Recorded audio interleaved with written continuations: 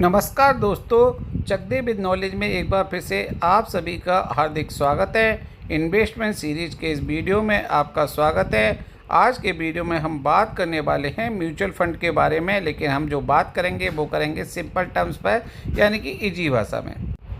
Mutual fund investment is subject to risk. ऐसा सबको पता है कि म्यूचुअल फंड में जो भी इन्वेस्टमेंट होता है वो रिस्क रिलेटेड है। क्यों? क्योंकि इसका जो पैसा है वो म्यूचुअल फंड क्या डिफरेंट सेगमेंट में पैसा इन्वेस्टमेंट करता है। जैसे कि शेयर मार्केट में अगर हम इक्विटी की बात करें तो वहाँ पर पैसा जैसे कि शेयर में डायरेक्ट करने पर रिस्क में रहता है, उसी तरह पे म्यूचुअल फंड में रिस्क में रहता है। तो हमें म्यूचुअल फंड प्रेफर क्यों करना चाहिए, शेयर में डायरेक्टली इन्वेस्टमेंट क्यों प्रेफर नहीं करना चाहिए, कहाँ प्रॉफिट है कहाँ लॉस है, क्यों म्यूचुअल फंड बेहतर है, क्यों शेयर मार्केट बेहतर रहेगा और कब और किसके लिए रहेगा, ये है आज का हमारा टॉपिक। अगर हम म्यूचुअल फंड की बात करें तो ये इसलिए बेहतरीन है क्योंकि यहाँ पर क्या होता है कि आपको मिलता है बहुत ही सुनहरा मौका, क्योंकि आपका जो इन्वेस्टमेंट है वो है कुछ सुरक्षित हाथों में। यानी कि जो एक्सपर्ट होते हैं वो आपके फ़ंड को मैनेज करते हैं, तो आपको कंपनीज का रेशियो एनालिसिस, उनके फंडामेंटल एनालिसिस, टेक्निकल एनालिसिस, उनकी क्या परफॉर्मेंस चल रही है, क्वार्टरली रिजल्ट क्या आ रहा है, वो ट्रैकिंग करने का ज़रूरत नहीं होता, क्योंकि कोई और आपके लिए यही सब चीज़ कर रहा होता है जो इस पर्टिकुलर फील्ड का स्पेशलिस्ट है और अकॉर्डिंगली वो इन्वेस्टमेंट करता है। इसलिए म्यूचुअल फंड हमेशा शेयर मार्केट में डायरेक्ट इन्वेस्टमेंट करने से बेटर होता है। दूसरी बात, कई बड़ी कंपनियां जहां पे अगर आप शेयर करेंगे तो शेयर की वैल्यू या तो बहुत ज़्यादा है और आप उसमें डायरेक्टली इन्वेस्टमेंट पार्टिसिपेट नहीं कर सकते। लेकिन म्यूचुअल फंड के केस में क्या होता है, बहुत सारे लोग मिलकर के कोई 1000 रुपये जमा करेगा, कोई 5000, कोई 5 लाख, तो कोई 5 करोड़, और जो म्यूचुअल फंड की कंपनी होगी उसके पास हो जाता है बहुत सारा रुपया।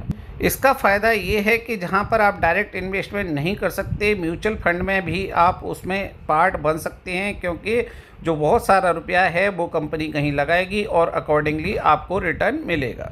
तीसरी चीज़ है डाइवर्सिफिकेशन। डाइवर्सिफिकेशन हम यहाँ पर क्लियर कट बोलेंगे कि कहीं भी कभी भी पूरा पैसा एक चीज़ में नहीं लगाना चाहिए, यानी कि डाइवर्सिफिकेशन रहना चाहिए। और मोस्ट ऑफ द केसेज में जो म्यूचुअल फंड्स होते हैं वो डिफरेंट कंपनीज में पैसा लगाते हैं और डाइवर्सिफाइड रहते हैं।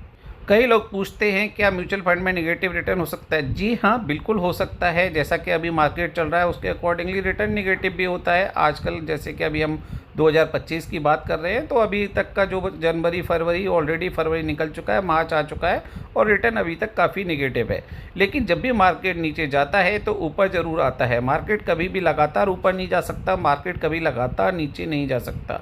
इसलिए म्यूचुअल फंड में जब आप इन्वेस्टमेंट करें तो आपको ध्यान रखना चाहिए कि आपका जो इन्वेस्टमेंट है वो आपको लॉन्ग टर्म के लिए करना चाहिए, ना कि शॉर्ट टर्म के लिए।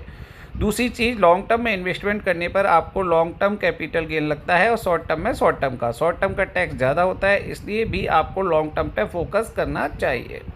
प्रश्न ये उठता है कि म्यूचुअल फंड में इन्वेस्टमेंट आपको एसआईपी के जरिए करनी चाहिए या लमसम यानी कि इकट्ठा इन्वेस्टमेंट करना चाहिए।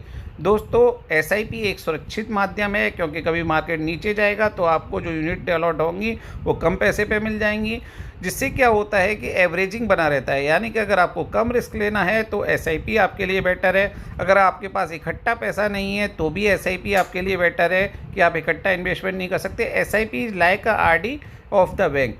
बस इतना फ़र्क है कि यहाँ पर जो पैसा है वो म्यूचुअल फंड में लग रहा है, आप धीमे धीमे इन्वेस्टमेंट कर सकते हैं और पैसा इकट्ठा कर सकते हैं।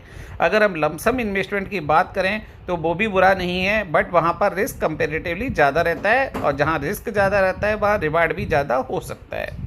म्यूचुअल फंड से रिलेटेड कोई भी क्वेश्चन आप हमसे पूछ सकते हैं। हालांकि अभी हम और भी वीडियोज़ म्यूचुअल फंड के ऊपर अपलोड करने वाले हैं, तो वहाँ पे भी आपकी क्वेरी सोल्व होंगी। लेकिन फिलहाल अगर अभी भी कोई क्वेश्चन आपके दिमाग में है इस टाइम, तो आप प्लीज़ हमें कमेंट सेक्शन में पूछ लीजिए। आपका दिल से शुक्रिया, धन्यवाद।